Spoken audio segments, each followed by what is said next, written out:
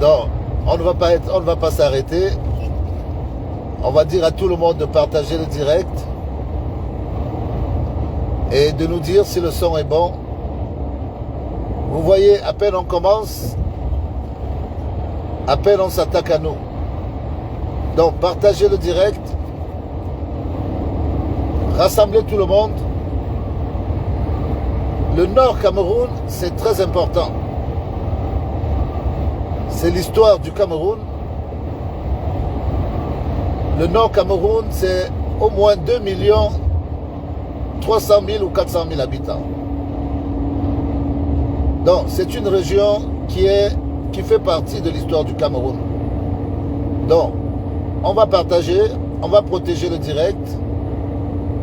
Ils sont nombreux, ceux qui ne veulent pas qu'on se mette à parler de tout ce qui a permis à ce que le régime échoue.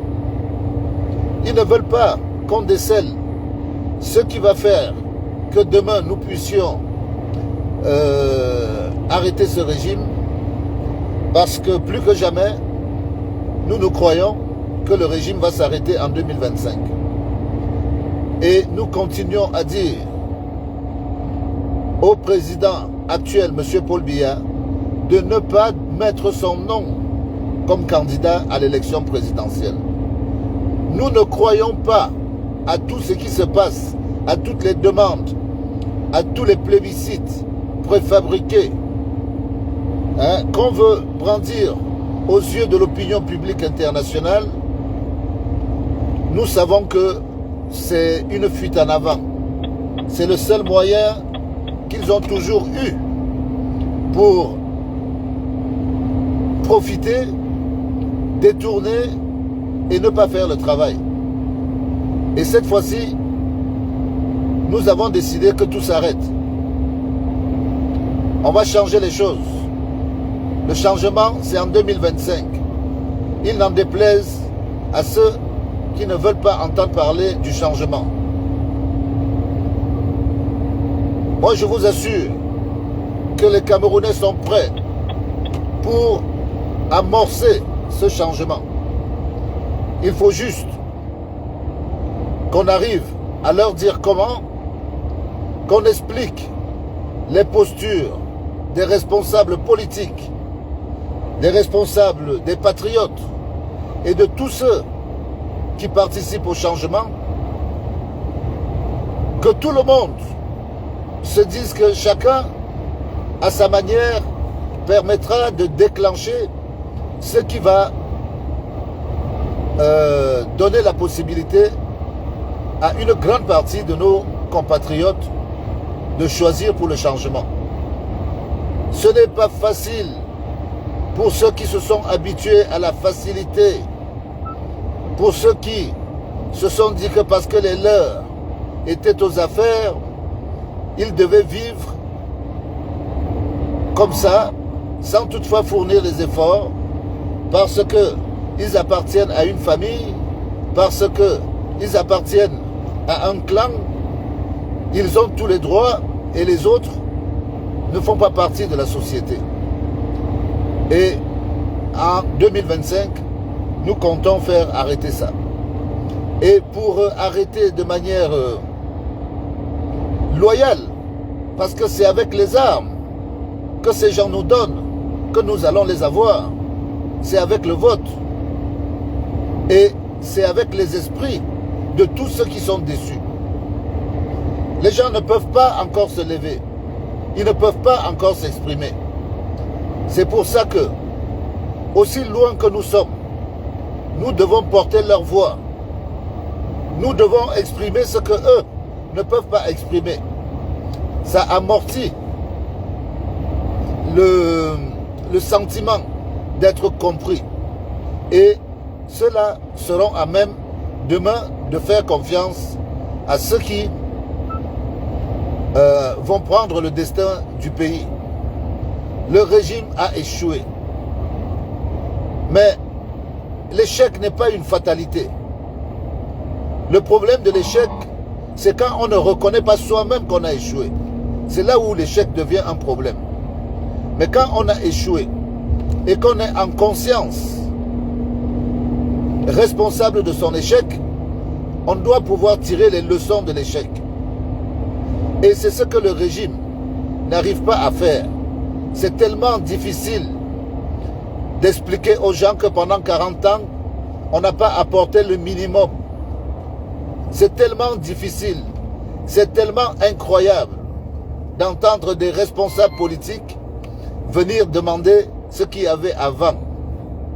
Et cette question, elle est tellement bien posée aux habitants du Nord qui se rappellent bien de ce qu'il y avait avant. C'est pour ça que le Nord, c'est le tremplin du changement. Sauf qu'il faut désacraliser le jeu politique qu'il y a eu au Nord et dont les conséquences sont les populations du Nord qui sont les premières victimes. Autant que nous, les populations du Sud, nous sommes victimes. Les populations du Nord sont encore plus victimes. Parce que quand on analyse là où la pauvreté est le plus accentuée au Cameroun, on se rend compte que c'est au Nord que ceux qui vivent en profondeur, c'est-à-dire dans l'arrière-pays, c'est au Nord que les gens souffrent le plus au Cameroun, au Nord et à l'extrême Nord. Et c'est une situation qui n'a jamais préoccupé ni les partis satellites du Nord, ni le parti au pouvoir, le RDPC. Les partis satellites se sont en quelque sorte dérobés de leurs responsabilités en prenant chacun une partie de la population, en faisant croire qu'elle n'était pas d'accord avec le RDPC. Mais une fois que le RDPC prenait la majorité des voix, ou des fois n'avait même pas la majorité, ces partis des élites du Nord venaient se rallier au RDPC pour fabriquer la pauvreté ambiante qu'il y a dans tout le Cameroun. Donc, il y a des responsabilités de la situation au Nord. Quand on voit des jeunes comme Manaouda Malachi, comment on fabrique le mauvais exemple à partir d'un certain âge, où un ministre s'achète une Maybach. Peut-il justifier l'achat d'une Maybach en tant que ministre? Quand on regarde la grille des salaires et même des avantages d'un ministre au Cameroun. Mais personne n'ignore que derrière tout ça, il y a eu des marchés publics, il y a eu des choses qui n'ont pas été faites concernant par exemple le Covid. Il y a tellement de raisons pour que ces gens s'enrichissent et qu'ils laissent les autres qu'ils ne pensent pas au peuple. Ils ne pensent pas aux petits gens. C'est pour ça que nous nous disons, très calmement, à partir du Sud, que nous ne voterons plus pour le président Paul Biya. Une partie de la population, parce qu'une autre reste attachée à cette mangeoire. Mais il y a une bonne partie, c'est-à-dire la majorité de ceux qui n'ont pas profité, qui s'est dit que cette fois-ci, en 2025, ne suivra plus Paul Biya. Malgré tout ce que les élites se démêlent à faire aujourd'hui, parce qu'on a dénoncé, elles ne font que démontrer qu'il faut dénoncer pour avoir à bien vivre.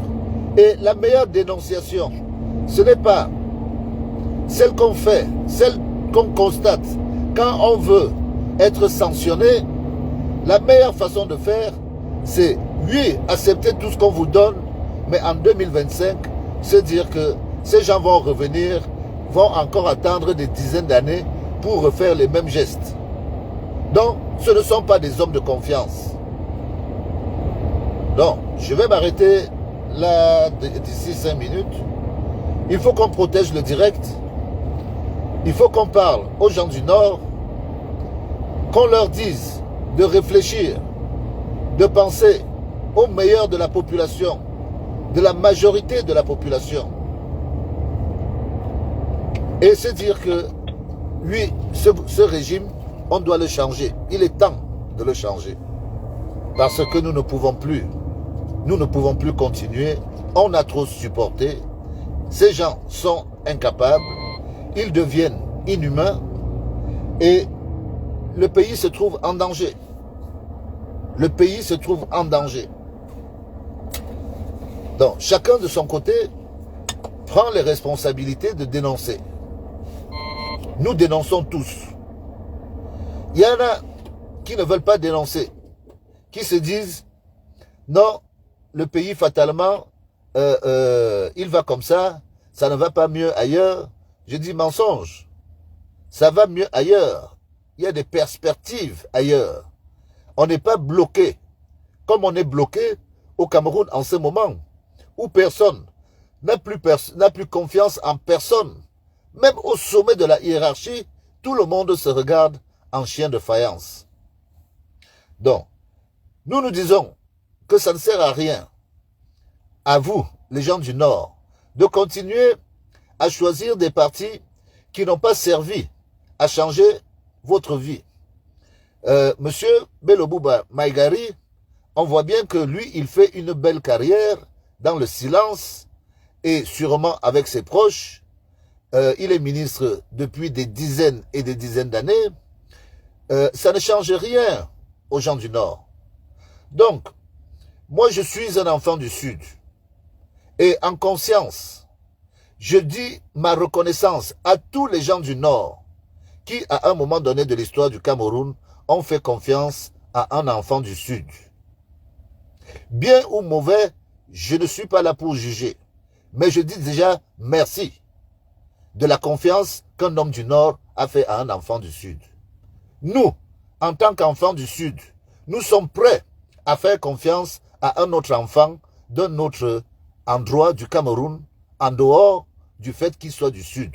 Nous voulons faire confiance à un autre Camerounais qui ne soit pas du Sud. Parce que M. Paul Biya a manifesté une très longue période au pouvoir et que le résultat de la longévité fait que nous sommes perdants. Sur le long, nous sommes perdants. Ce qu'on avait avant, si on l'avait fructifié, on aurait pu avoir mieux aujourd'hui. Mais on a détruit ce qu'on avait avant pour ne pas faire quelque chose afin que les jeunes puissent rêver du lendemain. Nous, c'est de ça qu'on parle. On ne parle pas d'autre chose. On dit que ce qu'on vous a laissé hier vous a permis de rêver et d'entretenir le pays pendant 40 ans, à le détruire. Et aujourd'hui, sur la base de ce que vous laissez, sur la base de la situation d'aujourd'hui, les gens ne peuvent plus rêver, les gens sont plutôt inquiets. Il y a une anxiété. On voit comment les armoiries de notre pays se baladent partout dans la République. On ne sait plus si nous sommes encore une nation gouvernée par la Constitution ou si nous sommes devenus une nation gouvernée par des sentiments intrafamiliaux. Et ça devient grave pour notre pays tout entier. Donc, à vous les habitants du Nord, vous êtes dans une région où, normalement, tout le monde devait suivre le successeur de M. Paul Biya, le successeur de M. Ahidjo. Donc, M. Paul Biya a manifesté certaines choses que nous-mêmes dans le Sud, nous n'apprécions pas. C'est-à-dire ne pas permettre le retour du président Ahidjo dans ses terres natales. Nous ne lui pardonnons pas ce manque de vision qui était à la limite le symbole d'une main qui a été tendue à un moment, peu importe les secousses qu'il y a eu après, mais en tant qu'homme d'État, nous disons que M. Paul Biya aurait dû le faire. Et nous ne sommes pas ici pour justifier le fait qu'il n'est pas fait. Nous sommes ici pour dire aux gens du Nord, Paul Biya en 2025, considérons que c'est terminé. Considérons que c'est terminé. Ceux qui ont des partis politiques et qui viennent chaque fois se glisser derrière le RDPC pour faire croire que eux, ils ne font pas partie de la mangeoire, sont en vérité ce sont des troubleurs. Parce que eux, c'est plus facile avec eux. Une fois que les choses sont faites, comme ils appartiennent à leur chapelle, le partage est plus clair. Ils ne veulent tout simplement pas venir se battre dans le gros parti qu'est le RDPC pour demander chacun à son tour une récompensation du pouvoir. C'est pour ça qu'ils ont choisi leur parti politique. Ils ont pris les personnes qui étaient censées être leur soutien. La question qu'on peut librement se poser aujourd'hui, c'est que est-ce que les membres de l'UNDP ont eu le retour? Ou bien est-ce que ce parti n'a servi que son chef? Donc, il faut regarder tout ça en 2025. Moi, je ne parle même pas d'un homme comme Issa Chiroma, parce que voici le prototype d'un monsieur qui, lui, il a fait la prison. Non, lui, il a fait d'abord 7 ans de prison, je crois. Il a insulté copieusement M. Paul Biya quand il se disait être opposant au régime Paul Biya. Mais aujourd'hui, quand on compte les 5 transporteurs de marchandises au Cameroun, Issa Chiroma est un grand transporteur. Il se retrouve, grâce à son choix politique, d'avoir choisi de manger et de grossir personnellement en faisant du transport de marchandises sur la ligne qui part bien sûr du nord du Cameroun, ça va même jusqu'au Niger et jusqu'en Centrafrique. Lui, il a choisi, c'est des gens qui vont se cacher en politique pour faire des affaires. Bon, ce positionnement lui donne une certaine notoriété dans sa région natale. Mais est-ce que ça suffit de prendre une région et de dire qu'on va en faire juste des conducteurs de camions et ne même pas penser à améliorer les conditions de vie de ces chauffeurs routiers? Combien touche un camionneur au Cameroun pour que M. Chiroma dise que lui, il est au service de l'économie camerounaise? Quand moi je les vois, franchement, je dis que ce n'est même pas normal qu'on considère les humains de cette manière. Parce que ce métier varie en fonction même de la frontière. Vous verrez qu'un Gabonais aura peut-être 2 fois le salaire d'un Camerounais ou 3 fois en faisant le même travail. Donc, les hommes comme les Chiroma, eux, ils sont là pour récupérer le maximum, dire qu'ils soutiennent Paul Biya. Mais non, ils ne soutiennent pas Paul Biya. Ils soutiennent le régime qui leur permet de prendre de temps en temps 1 milliard dans les caisses, faire des marchés qui rapportent 3-4 milliards et venir blanchir cet argent par des voies qu'ils disent maîtriser, qui sont le transport. Or, il ne suffit pas d'acheter un camion, de mettre des personnes dedans pour dire qu'on fait le travail convenablement. Parce qu'on parle des hommes. Et quand vous obligez des hommes à aller dormir dans des bosquets, sur des nattes, en sachant que vous profitez de l'argent qui vient du transport, il n'y a pas de redistribution. C'est cette redistribution qui fait problème dans l'esprit de ceux qui sont en responsabilité au Cameroun. C'est-à-dire que même le SMIC, le fameux SMIC dont on parle, quand on le présente à moins de 50 000, c'est insignifiant pour personne. C'est insignifiant. Donc le SMIC au Cameroun devrait être au-dessus du SMIC de la CEMAC, si on veut mettre les choses en relation. Parce que nous sommes en masse la plus grosse économie de la zone CEMAC. Mais nous sommes face à cette situation où certains économistes viendront nous dire que ce n'est pas possible, alors que ce n'est pas possible parce qu'il n'y a pas de politique qui soit mise à la réflexion de cette injustice. Parce que c'est une injustice de payer les Camerounais à 40 000 ou à 45 000 francs le mois. C'est injuste. Ça ne correspond ni au niveau de vie, ni au marché du logement. Ça ne correspond à rien.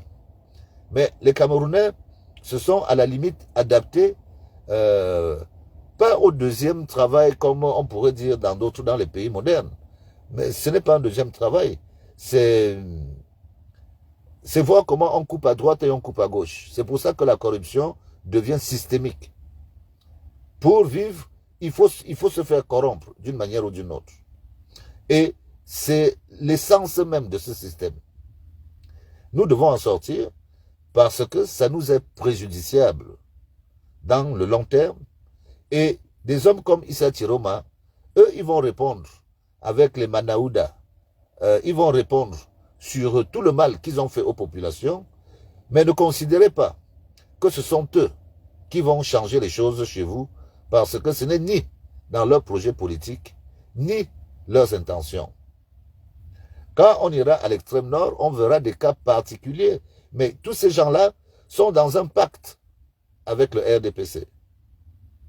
Donc quand on parle de finir avec le régime de Paul Biya, qui est le responsable de ce régime global, on doit considérer que même les petits partis qui ont accompagné ce régime, l'idéologie de ces partis doit être clarifiée.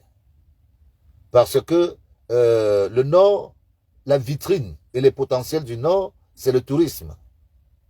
Et on a eu pour ministre du tourisme un homme du Nord. Essayons de comprendre pourquoi, ou c'était une volonté justement de ne pas faire du tourisme au Nord, qu'on a mis un homme du Nord. Or, le Nord en général, avec ses 17 communes, c'est un tableau touristique qui a même déjà profité au Cameroun par les temps passés. Il y a tellement de choses à faire dans ces régions qu'on se demande pourquoi est-ce que ceux qui sont en responsabilité et qui voyagent pourtant, qui voyagent, quelle technique utiliser pour, par exemple, améliorer les conditions de vie par rapport au manque d'eau? Est-ce qu'on ne voit pas les bains-douches dans des villes, dans des pays, des hammams, dans des pays comme au Maroc, où on peut créer des endroits où les gens peuvent utiliser de l'eau de manière commune? Est-ce qu'on n'a pas de... Est-ce que le paysage du Nord Cameroun n'existe pas ailleurs dans le monde pour voir comment on peut développer cet espace et en faire un atout pour notre pays?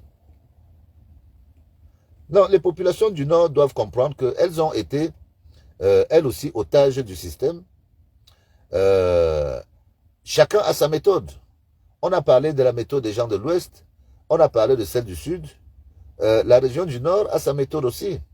En fonction des endroits, on verra comment chacun a utilisé l'astuce qui lui a permis de survivre dans ce régime oppresseur.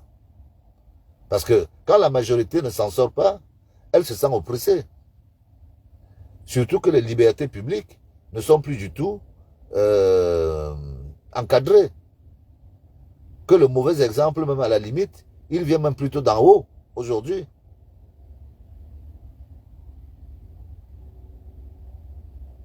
Donc, il y a des solutions partout, partout, partout, et en fonction des régions, le comportement politique, l'économie de chaque région dépend bien sûr de la force des responsables de cette région. Mais quand on se retrouve face à un régime qui a embauché un personnel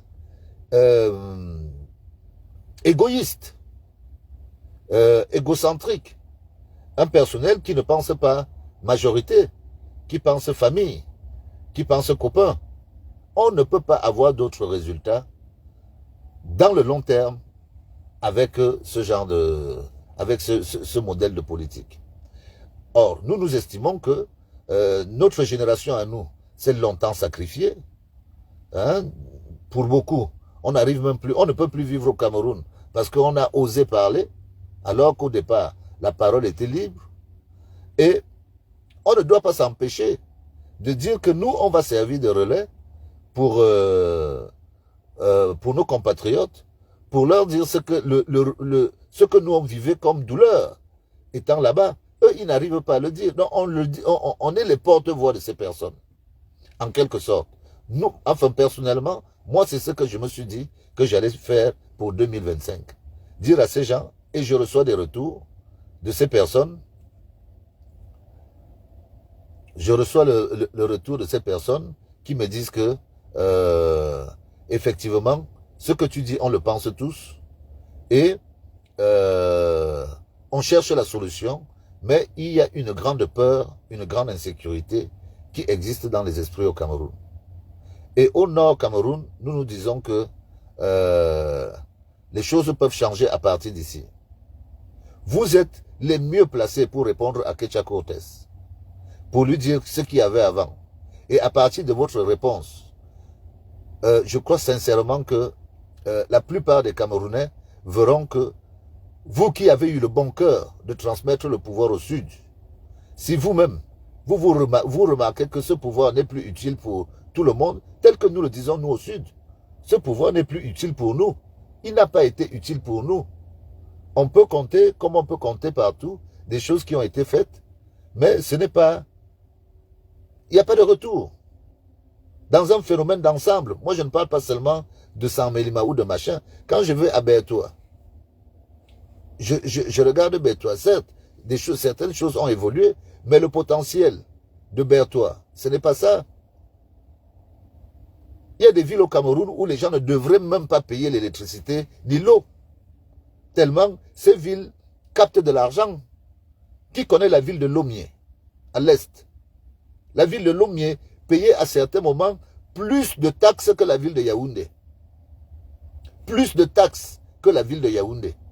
Parce que c'est une petite ville qui est entourée de grosses forêts et les redevances forestières qui reviennent à une ville comme Lomé permettent à ce que tous les habitants de Lomé ne payent même pas l'électricité, ne payent pas l'eau. Mais Lomé ressemble à quoi? Le maire de cette ville, on le voit au Hilton, hein, lui il reçoit les forestiers rien qu'au Hilton. Et après il rentre dans sa brousse là-bas. Les gens n'ont pas réfléchi à rendre aux populations la part qu'il leur est due grâce au fait que des matières premières qui sont notre bien commun puissent être redistribuées, que ce soit au niveau fiscal. Les mairies ont reçu les redevances fiscales depuis 30, 40 ans, 50 ans, depuis que ça existe. Les mairies reçoivent. Que font les mairies des redevances fiscales? C'est un mystère. Une ville comme Lomé, c'est un scandale. Mais pour l'instant, je reste au nord. Parce que je parle des potentiels du nord, des potentialités du nord. Et j'explique aux gens du nord que allez vous inscrire. Allez vous inscrire. Ça doit être le premier acte de votre rôle en tant que citoyen camerounais. Allez vous inscrire si vous avez l'âge, même avec le récépissé. Arrêtez-vous, allez vous inscrire sur les listes. Plus on sera nombreux à penser ce diagnostic, mieux ça ira, plus ce sera facile. En haut, comme on a l'habitude de dire, il y a une incertitude qui fait qu'ils sont obligés d'aller dans les laboratoires pour réfléchir comment ils vont encore venir poser une arnaque. Mais nous voyons comment eux-mêmes donnent aujourd'hui les arguments qui vont nous permettre de les taper en 2025. Donc, chacun doit prendre ses responsabilités. Nous demandons aux responsables politiques de jouer leur rôle, qui est le maillage territorial, d'avoir des représentants partout. Il faut que les responsables politiques pensent à couvrir le territoire, pas seulement les zones privilégiées. Parce que le parti au pouvoir a pour habitude de confisquer toutes des parties entières du territoire sans contrôle.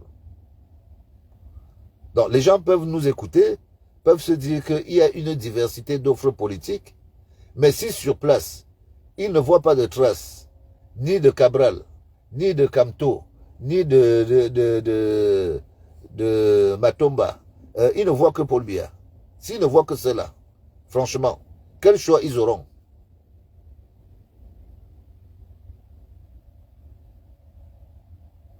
Quel choix ils auront s'ils ne voient qu'une seule photo? Donc, il faut penser à ça. Et se dire que on a tellement de sujets à débattre. Enfin, vous avez des sujets qui sont des sujets à la limite institutionnels que vous devez engager avec le pouvoir. Hein? En parlant en levant véritablement ce sujet, je n'arrive pas à comprendre pourquoi il n'y a pas une coalition sur l'entente par rapport au consensus du code électoral. J'arrive pas à comprendre jusqu'à présent. Moi, je ne compte pas sur Bello Bouba Maïgari pour aller demander le consensus. On ne sait même pas comment il vit. Les gens du Nord ont sûrement une manière de le rencontrer, mais nous, on aimerait savoir quel est l'impact de ce monsieur au Nord. On aimerait savoir si lui aussi, il est devenu comme Paul Biya, que lui aussi ne parle pas. S'ils se sont arrangés à dire ça, à fonctionner comme ça, lui aussi, on lui demande que c'est quoi son résultat depuis des dizaines, une génération et demie qu'il est là. C'est quoi son impact? Donc les gens du Nord doivent comprendre que ce n'est pas forcément le frère ou bien le cousin qui aide de temps en temps, qui peut apporter les solutions pour tout le monde. C'est quelque chose qui doit couler de source. Donc arrêtons de voter pour les frères en se disant que parce que c'est nos frères, et on sera mieux avec nos frères. Ce n'est pas forcément la vérité. La preuve. Est-ce que Maman Pilon pouvait savoir que c'est un boulot qui allait la mettre en prison juste parce qu'elle a fait un pilon? Pourtant, c'est des choses qui marquent. Maman Pilon, moi, dans mon imaginaire, je sais déjà que c'est une femme du Sud qui a été embrigadée par le régime. Et j'ai toujours dit que ce n'est pas normal. Juste pour avoir pilé quelques doigts de banane et dire ce qu'elle pense, ça lui a valu toutes les misères du monde. Et c'est une maman, bon, malheureusement, je ne l'ai pas connue personnellement, mais si je l'avais connue, moi, je lui aurais apporté mon soutien personnel, parce que c'est injuste. Et cette maman est du Sud. Donc, il faut qu'on prenne conscience que celui qui vous apporte souvent le meilleur n'est pas forcément votre frère. Voilà tout le monde qui part du Cameroun. On ne vient pas à l'étranger pour rencontrer nos frères. On vient à l'étranger pour rencontrer les étrangers qui nous donnent de meilleures conditions de vie par rapport à nos frères. Et des enfants du Nord, il y en a plein dans la diaspora. Malgré tout le potentiel qu'a le Nord Cameroun.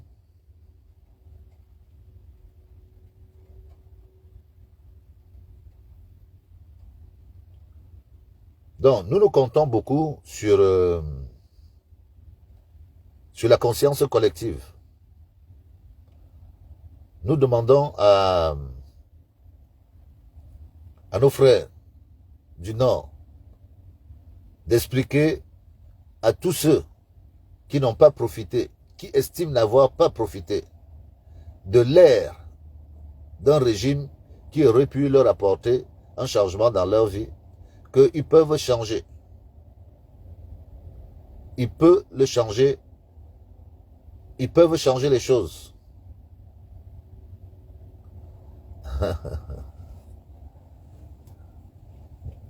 Aïe, aïe. Bon, Marie-Claire, je suis d'accord. Le MRC a fait une entrée assemblée. Je n'ai jamais dit le contraire.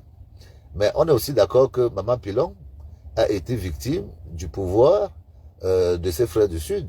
Moi, c'est de ça que je parle. Et je vous ai dit, ne regardez pas la vie du Cameroun de manière superficielle. Nous sommes tous liés par l'identité de ce pays. Mais chaque région a des méthodes de langage. Vous avez bien vu quand je suis arrivé à l'Ouest, j'étais conscient qu'il y a des choses que les gens de l'Ouest cachaient en eux, mais que par principe, moi je ne peux pas venir parler. Et pour le temps qu'on a passé à l'Ouest, certaines choses se sont dites. Je suis convaincu certaines choses vont se dire. Donc, pour Maman Pilon, l'histoire de Maman Pilon est une histoire qui nous rappelle même l'époque des Allemands. Parce que le maquis, le Sud a connu le maquis. Des Maman Pilon, il y en a eu tout au long de l'histoire du Cameroun. Oui, il y a eu des chefs traditionnels qui ont été arrêtés. À l'époque, ce n'était pas encore le CED, on appelait ça BM, ou c'était une brigade militaire. Ça existait à l'époque, à côté du Sénère, où quand on pensait d'une certaine manière, on était là-bas, on se faisait fouetter pendant le temps que le pouvoir décidait de vous fouetter et vous libérer, sans aucun motif. On a connu ça.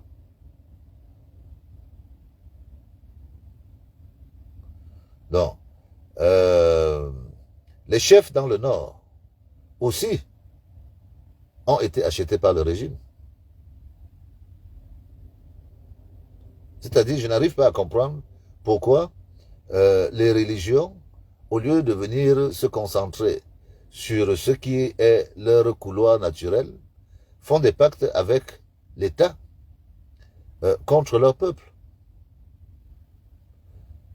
Je ne comprends pas pourquoi les chefferies traditionnelles, qui sont les héritiers d'une culture de peuples très anciens, viennent s'arranger avec des régimes qui, eux, sont de passage. J'arrive pas à comprendre ça.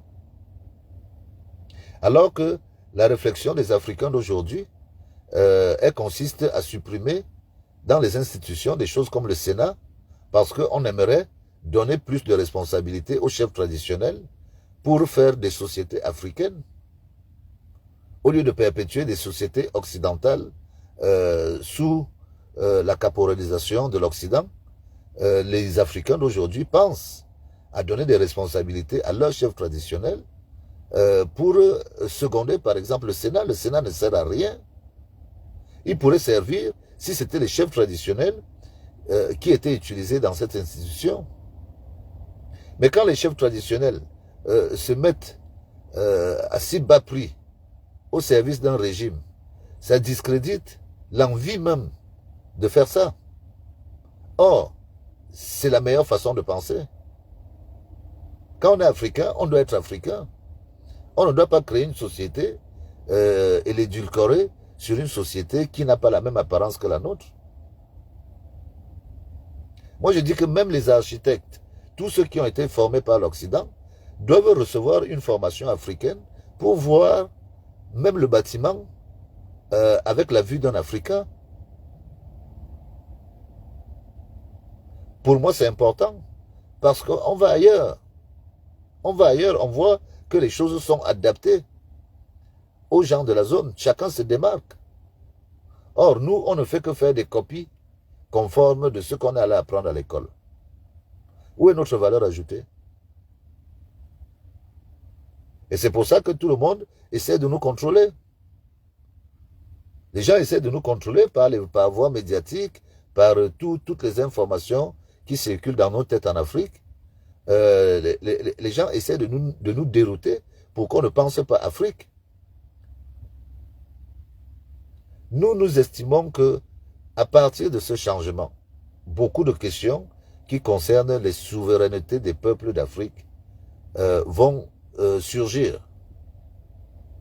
Et comme partout, les chefs traditionnels ont failli. Ceux de l'Ouest ont failli.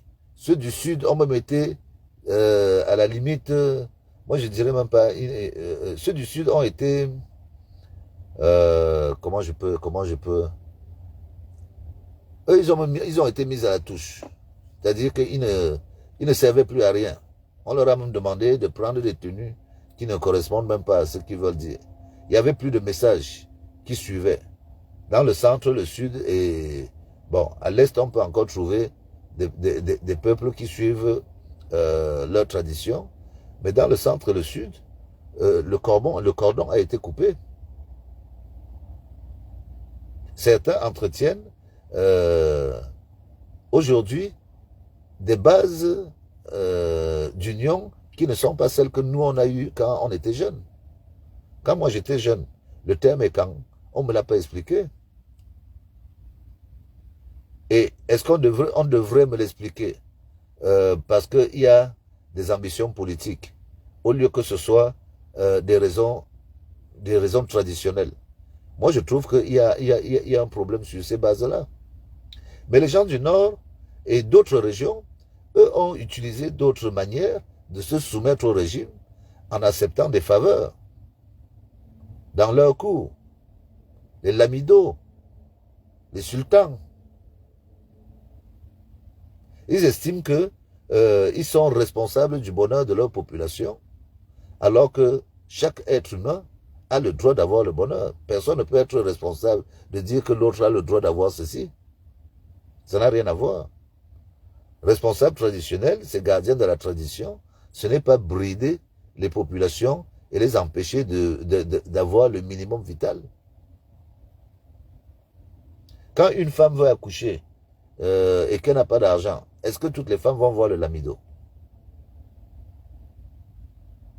Même si le lamido peut vous aider, encore que ce n'est pas tout le monde qui peut aller le voir. Donc, on doit briser certaines choses. On doit désacraliser tous ces gens-là. On doit les mettre dehors. Les lamidos, les chefs traditionnels, les jeunes doivent prendre conscience que ces gens-là n'ont rien à vous dire. Au moment de l'élection, traditionnellement, ils auront bien sûr toujours des enseignements à apporter. Mais au niveau de l'élection de 2025, chacun doit prendre son courage et dire qu'on ne vote pas Paul Biya en 2025. C'est ça le maître mot. Ceux qui veulent prendre le pouvoir sont libres de se présenter sous la bannière des partis politiques qu'ils veulent et de venir convaincre les Camerounais. Nous, on n'empêche pas les gens de venir. Nous, on n'empêche pas les gens de venir.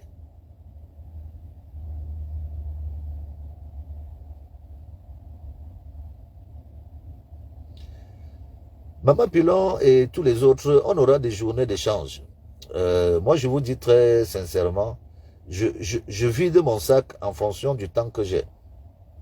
Si vous voulez, on peut organiser des week-ends où on fait des échanges. Mais je ne veux pas qu'on se transforme en une espèce de cours où on vient juste faire nos lamentations. Moi, je suis partant pour qu'on pose des concrètes. Et ces actions qui ont des impacts sur les populations et même sur nous-mêmes. Je ne sais pas. C'est vrai, moi je ne me considère pas comme étant véritablement quelqu'un de la diaspora enraciné parce que j'ai jamais fait 5 ans en France d'affilée. Je fais toujours 2-3 ans, après je rentre au Cameroun. Bon, au Cameroun, on me considère comme quelqu'un de la diaspora, mais j'ai fait autant de temps à travailler au Cameroun qu'en France. Je vois donc les besoins. Je vois donc les besoins. Vous ferez de la marque Paul Biya ce que vous voulez après 2025. Si vous voulez transformer ça en une marque, j'ai entendu à un moment donné certains dire qu'il va vivre jusqu'à 105 ans. Donc à ceux-là, s'ils veulent le garder chez eux jusqu'à 105 ans, chacun est libre de faire ce qu'il veut. Nous, on ne souhaite pas la mort de Paul Biya. Nous, on dit seulement qu'en 2025, on doit être, c'est-à-dire que la dernière petite flamme de vie qui nous reste et de raison doit nous obliger à dire qu'on ne peut pas confier nos vies. Moi, j'ai 52 ans et je dis que c'est un homme de 92 ans qui sera responsable de ma vie. Mais c'est à moi de dire à ce monsieur, à mon papa, à mon grand frère, c'est mon grand, j'ai dit grand frère, rentrons au village. C'est lui qui va me devenir fragile. Et on voit la fragilité. Nous, on n'a plus besoin d'expliquer aux gens que Paul Biya ne gouverne pas, hein, que ce n'est plus lui qui tient les choses. Tout le monde voit. Nous, on n'a plus besoin de trop le dire, on le rappelle simplement. Mais quand on voit que la voiture présidentielle vient au centre-ville sans le président, est-ce qu'on a encore besoin de dire ça? La voiture estampillée PRC vient en plein centre-ville sans le PRC.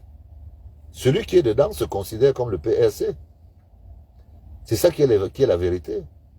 Donc, à partir de ce moment-là, le discours que nous, on vous tient, en disant que ce n'est plus lui qui gère, est validé. Pour ceux qui doutaient, c'est validé. Donc, j'ai beaucoup de frères du Nord qui ont promis, qui ont souhaité discuter avec moi ce soir. Je vous dis très sincèrement que les choses bougent un peu partout, même à l'ouest. Vous voyez qu'on est obligé de faire sortir ce fameux pion qu'on appelle le fou dans les jeux d'échecs. Il y a un pion qu'on appelle le fou dans les jeux d'échecs. Et le fou, le fou du gouvernement, c'est Jean de Dieu Momo. Vous voyez, si on arrive à réveiller même le fou du gouvernement, ça veut dire que là-bas, les choses, les gens prennent conscience. Il y en a qui font déjà, qui plient bagage. Il faut surveiller les virements bancaires. Il faut surveiller tout ça.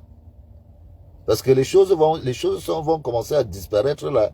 Personne ne va même se rendre compte que, au fait, ces gens-là disent qu'ils sont là, mais les choses sont en train de disparaître.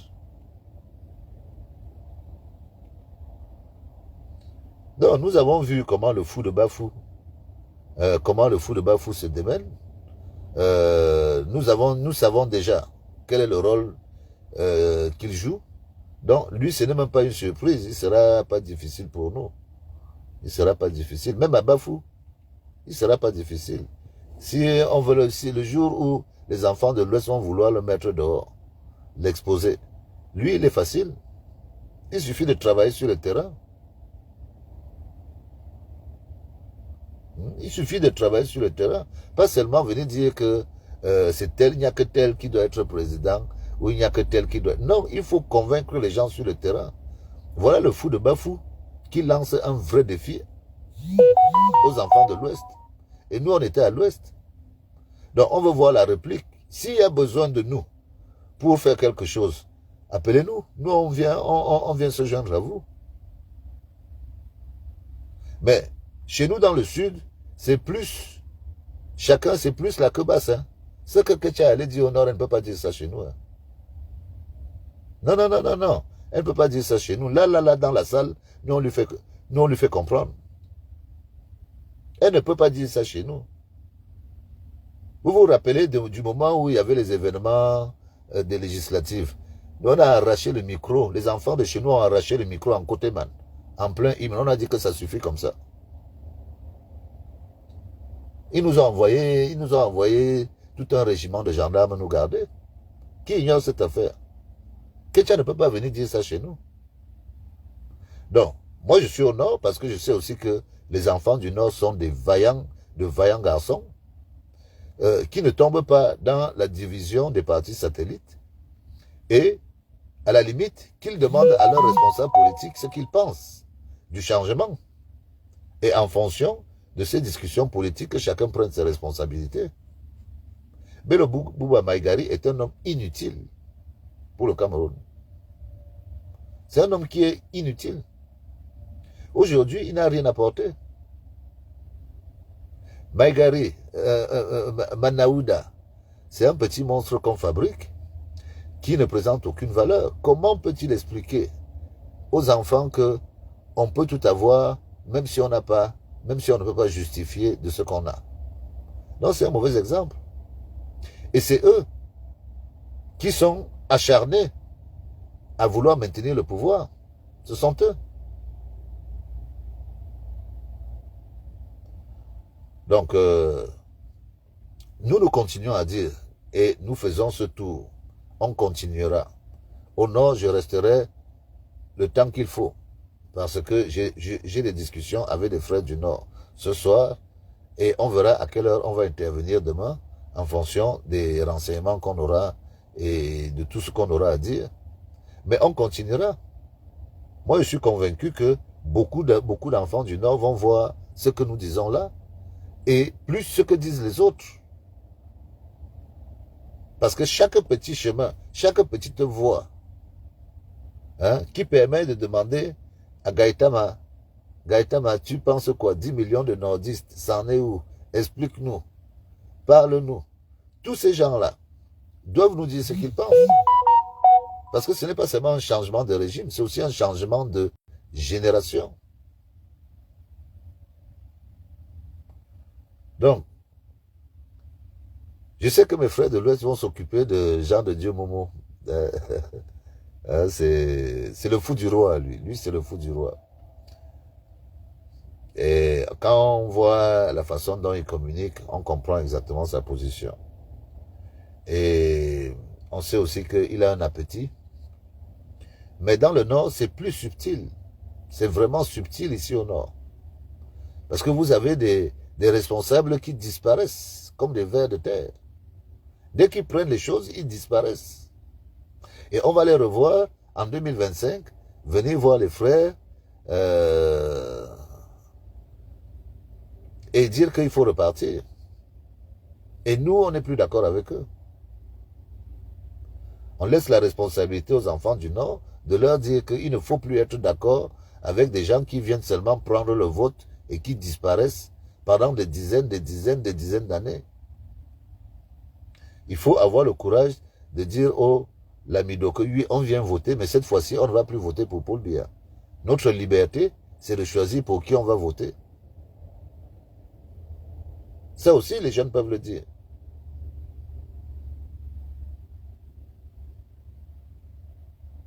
Il n'y a pas de miracle pour le changement. Il y a la volonté de tous.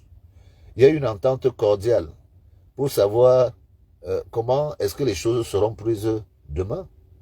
Ça, moi, je fais toujours et je m'arrange toujours à faire la limite entre les responsables politiques et les membres de la société civile que nous formons.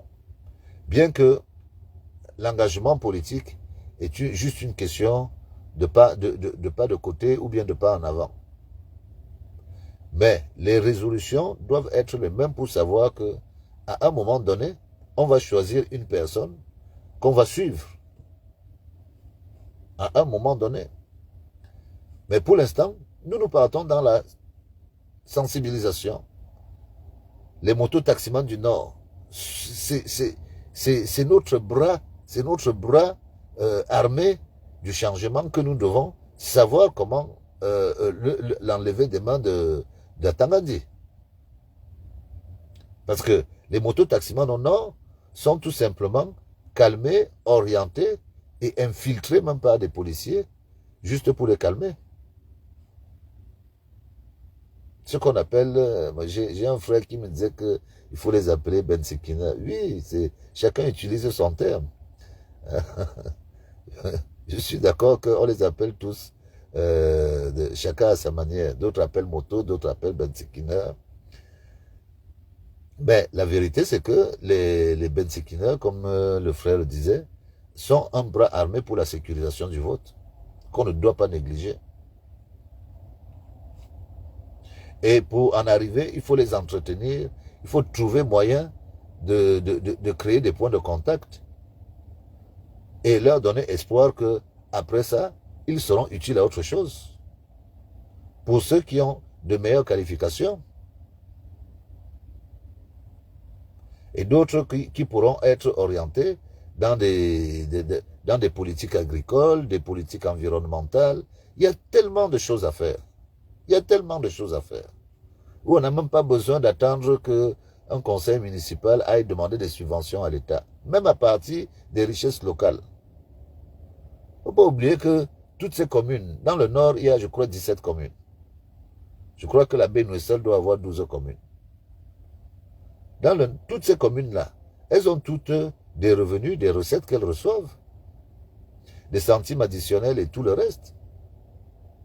Bien que ce soit moindre parce que les responsables politiques ne prennent pas souvent sur eux l'envie de créer des choses qui peuvent rapporter. Eux, ce qui les intéresse, c'est ce qui va venir de Yaoundé, pour la majorité. Rares sont les personnes qui s'investissent elles-mêmes pour le patriotisme et qui mettent même à certaines personnes, les vrais patriotes, même leurs moyens pour leur ville. Mais si 99,9% n'attendent que de l'État, et au rythme où on vit avec un État qui lui-même est sous perfusion des matières premières, c'est-à-dire qui ne produit pas, on n'a que des petites sommes. Et le développement est ralenti. Il faut créer des richesses à l'échelle locale.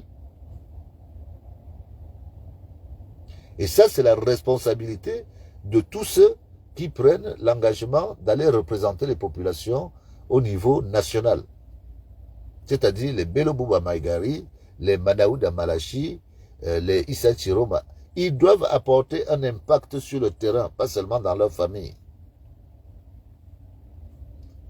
Et c'est ça que nous devons expliquer aux gens du Nord, que n'écoutez plus ces gens qui vous endorment. Ils sont dans un pacte avec le régime pour se partager le pays. Comme on voit leur parcours, on peut très bien dire que Issa Chiroma ne serait jamais devenu le transporteur qu'il est aujourd'hui s'il avait choisi de contester et rester en prison. Donc, il a fait la prison, il était un insulteur public, il a insulté Paul Biya pendant des années. Et le jour où Paul Biya lui a dit « Viens manger », il est venu s'asseoir et il mange depuis. Il n'insulte plus Paul Biya. Paul Biya est devenu l'un des défenseurs terribles de Paul Biya. Après avoir fait un séjour à la communication et tout, on l'a mis lui-même en stage. Il est venu apprendre à voler, à se contenter du vol, et lui-même, il vole, et il s'est enrichi sur le vol. Et il va venir vous dire, en 2025, votez pour moi pour que j'aille encore voler.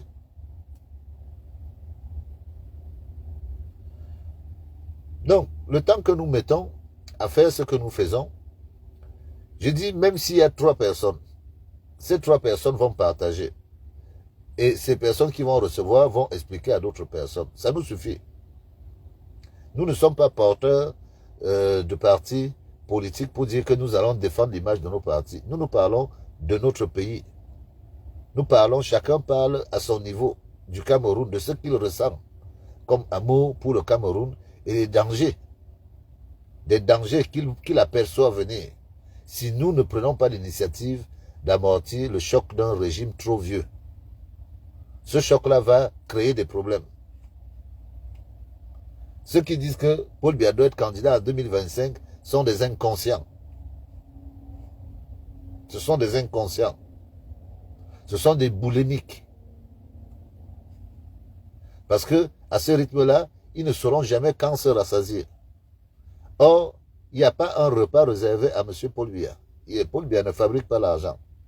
C'est la confiance que nous mettons en lui qui fait que lui-même puisse avancer. Mais si nous n'avons plus confiance, si la confiance n'est plus là, Paul Biya n'avancera pas. Et il y a tellement de problèmes à régler qu'on ne va pas rajouter la même équipe qui a créé des problèmes, continuer à créer des problèmes sans régler déjà les problèmes qu'on a à régler. Vous croyez que l'affaire Glencore, vous croyez qu'elle va finir comme ça? Vous croyez que vous avez le droit de vendre les biens du Cameroun 30% moins cher et on va vous laisser partir? Non, il ne faut pas croire ça. On va vous poursuivre le moment venu. Le jour où on vous décrochera de là où vous êtes perché, on va vous poursuivre. Parce que le bien est commun. Et vous, si vous voulez effacer au Cameroun, vous n'allez pas effacer aux États-Unis, en Angleterre, où les gens ont déjà été condamnés là-bas pour le pétrole camerounais. Eux, ils ont déjà, les Américains, les Anglais, eux, ils ont déjà touché des dizaines de millions de dollars sur le pétrole camerounais. Le Camerounais lui-même qui est producteur, qui est propriétaire du pétrole, lui n'a pas encore touché un centime. Et vous croyez que l'affaire est finie comme ça? Mais non. Cette affaire va vous poursuivre. Donc, c'est pour ça que on voit que vous vous accrochez en vous disant que, en s'accrochant, on va toujours tenir sur les affaires. Mais il y aura un moment où même les aiguilles, les ongles du pangolin que vous utilisez pour vous accrocher là, les ongles du pangolin là vont vous lâcher, vous allez tomber. Vous allez tomber. Et les Camerounais vont reprendre leur pays et vont trouver moyen de régler les comptes qui ont été tout simplement... Parce qu'on ne sait même pas quel est l'état du pays. L'état réel. Vu qu'on ne fait qu'empiler des dossiers de malversation, de malversation, de malversation. La justice n'a pas le temps de les broyer au fur et à mesure. On ne sait même pas. Peut-être que nous, on est là, on est même peut-être endetté sur 25 ans, on ne sait même pas. Donc, il faut qu'on voit clair, et 2025, c'est la fin. C'est la fin de tout ça. Donc, moi, je continue à dire que les dénonciations vont continuer. Nous avons des dossiers, nous continuons à sortir, à parler des dossiers qui, à la limite, nous permettent d'argumenter dans le sens de la sensibilisation. Nous ne jetons pas tout le premier jour et les premières semaines pour nous dire que c'est ce que nous avons à dire et nous partons. Non. Nous sommes installés sur le long terme jusqu'en 2025. Donc, moi, je continue à inviter, à interpeller tous les activistes, à ceux qui sont au Cameroun, disposés à représenter des gestes qu'on peut faire à partir de la diaspora, des courageux, qui peuvent se dire que, écoutez les gars, vous êtes en diaspora, permettez-nous de mettre un puits dans tel village, pour que les gens se rendent compte que la diaspora peut faire des choses. Montrez-nous.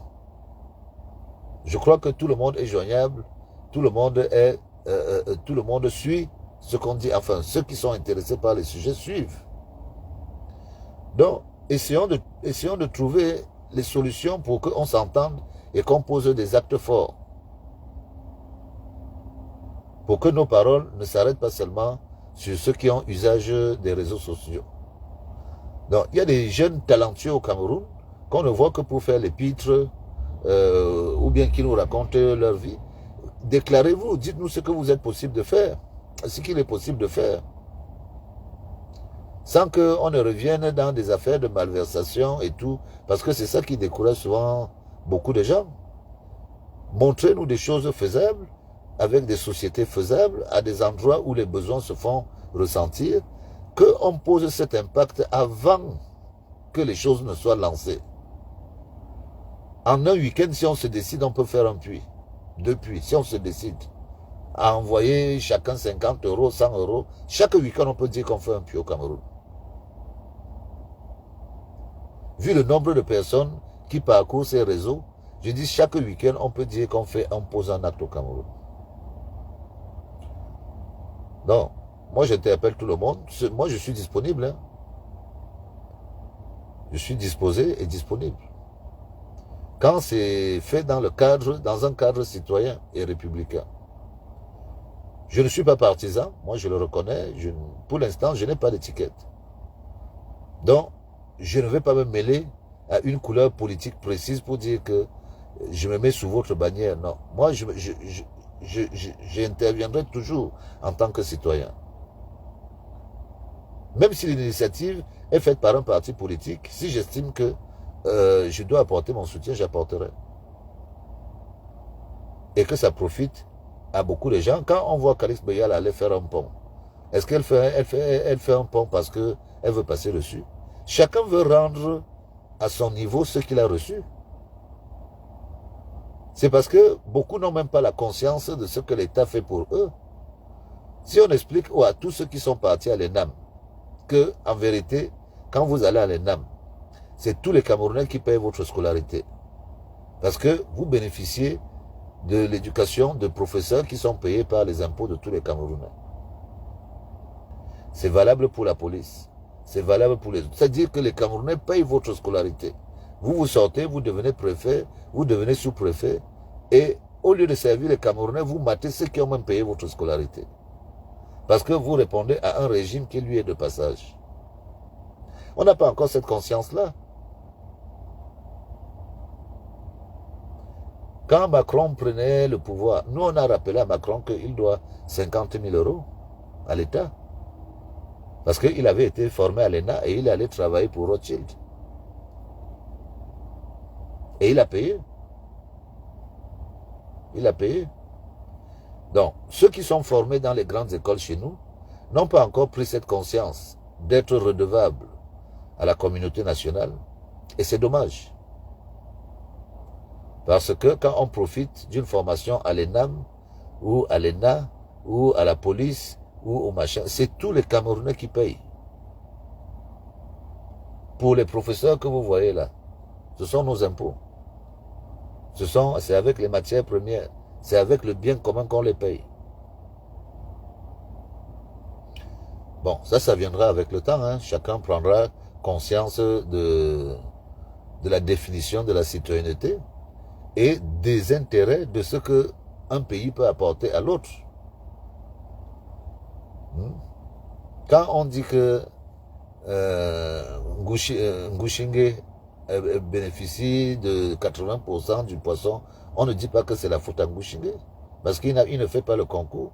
C'est toujours l'État qui dit, tiens, toi, on va choisir, tu vas importer. Donc, toutes ces choses se mettent en rapport par rapport à ce que vous recevez pour savoir ce que vous distribuez et quel est le rôle que vous jouez.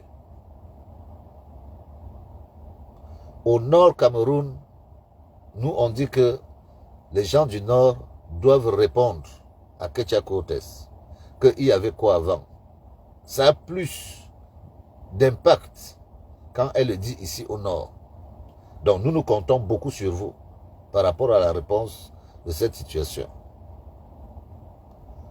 Donc moi je vais continuer mon travail. J'ai pris ma petite heure pour faire ce que j'avais à faire. Je continue à écouter tout ce qui se dit ailleurs et on continue à parler. On continue à sensibiliser. Il faut qu'on trouve une journée d'échange. Je ne sais pas dans quel cadre on pourra la trouver, mais on va continuer les discussions inbox pour savoir à quel moment on peut faire une journée d'échange. Et qu'à partir de cette journée d'échange, on puisse sortir de là avec une résolution pour nous permettre d'avancer dans nos actions. Je vous remercie énormément pour tous ceux qui sont intéressés par la chose. Continuons avec le travail, chacun de son côté. Et s'il y a une nouvelle, n'hésitez pas à nous contacter, à nous faire des signes. Maintenant, on est sur la toile.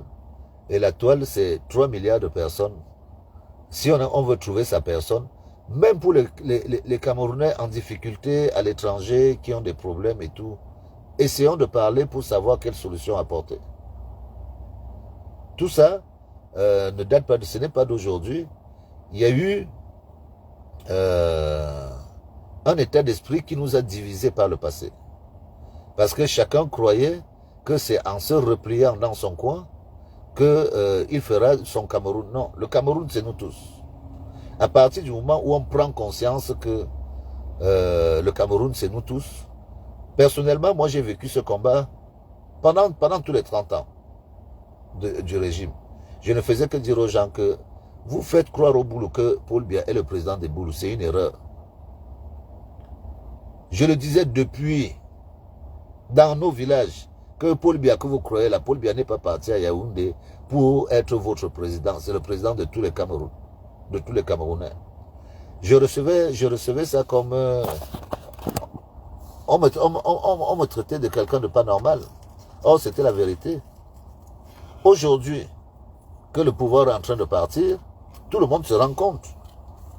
Et moi, je leur dis que même les gens des Bolova, que vous voyez là, qui sont avec vous, demain vont vous faire les reproches. Parce que nous sommes les petits. On vous dit que Paul Biya c'est fini, ne venez plus parler ici à Bolova. Ils vont vous faire comprendre ça. Je le dis souvent à mes gens. Eux, ils ne croyaient pas. Et j'attends ce moment-là. Le moment où on va souvent leur dire que vous croyez que vous pouvez encore venir parler à Bolova. L'époque est finie. Ça va venir. Donc, les Boulous doivent passer le tunnel que le premier pouvoir camerounais a passé. Le premier pouvoir camerounais a passé ce tunnel. C'est-à-dire le tunnel de la perte de pouvoir. Il y aura des conséquences. Et le régime, pas seulement les Boulous, le régime tout entier doit commencer à se préparer à traverser ce tunnel. Parce qu'à partir de 2025, chacun entre dans son trou. Il cherche à ressortir et à revivre au moment où on aura remis un autre état d'esprit. On ne veut plus de voleurs. On ne veut plus d'inconscients. On ne veut plus d'incompétents. On ne veut plus de tribalisme. Voilà les choses qu'on ne veut plus. Parce que quand nous, on était petits, il n'y avait pas de tribalisme. Il n'était pas exacerbé comme il est aujourd'hui. On ne reconnaissait pas des gens en fonction de leur origine tribale. Aujourd'hui, on est obligé de fonctionner de chapelle en chapelle, de faire le tour du Cameroun, parce qu'on est conscient aussi que le fait tribal, l'origine de chaque Camerounais, a une source. C'est pour ça qu'on fait ce qu'on fait là. Mais c'est pour finir par être tous des Camerounais qu'on fait ça. Donc, je vous remercie. Je vous souhaite une bonne semaine. La mienne a été assez chargée depuis le début. C'est pour ça que je ne vous ai pas contacté. Demain, je vous dirai à quelle heure on va encore discuter après mes coups de téléphone que j'attends ce soir. Donc, bonne continuation à tout le monde. Et vive le Cameroun, vive les Camerounaises et vive les Camerounais. Bonne journée à tous.